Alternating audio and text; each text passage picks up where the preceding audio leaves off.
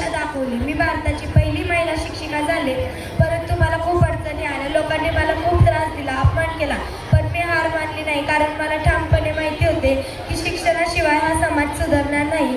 मला शिक्षणाचे महत्त्व समजले होते, म्हणूनच मी ठरवले की मी मुलींना शिकवणार. आणि मी पुण्यात भिडेवाडा येथे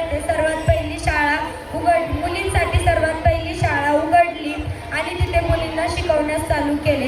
या दरम्यान मी मुलींना शिकवत असताना शाळेत जाताना मला लोकांनी खूप त्रास दिला. शेण फेकणे, दगड फेकून मारणे, शिव्या गाळ असे अनेक त्रास दिले, तरी मी थांबले नाही. मी दररोज शाळेत जात मुलींना शिकवत, कारण मला माहिती होते की शिक्षणामुळेच हा समाज बदलणार आहे, पुढे जाणार आहे आणि शिकणार आहे. मला फक्त शिकवण्यासाठीच नाही, मी फक्त शिकवण्यासाठी नाही तर महिला हक्क, बालहत्या आणि विधवांचे पुनर्विवाह यांसाठी देखील काम केले. माझे ध्येय एकच होते की अन्याय होतो तिथं आवाज उठवायचा, आणि मी ते केले. आणि असंच माझा प्रवास सुरू असताना मी मुलींना शिकवत असताना एके दिवशी एक प्लेगचा आजार आला.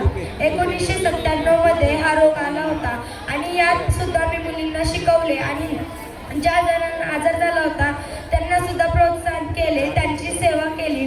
आणि याचमध्ये 10 मार्च 1897 मध्ये माझा मृत्यू झाला. आज जरी मी नसले तरी माझे विचार जिवंत आहे. आज जरी मी नसले तरी माझे विचार जिवंत आहे, कारण मी माझं आयुष्य समाजासाठी दिले होते. होते. जाता फक्त एवढे सांगेन, मुलींनो आणि मुलांनो, शिका, आत्मविश्वास ठेवा आणि आवाज उठवण्याची आपल्यात ताकद ठेवा. शिक्षण हेच खरे शस्त्र आणि सामर्थ्य आहे. जय हिंद, जय महाराष्ट्र. धन्यवाद.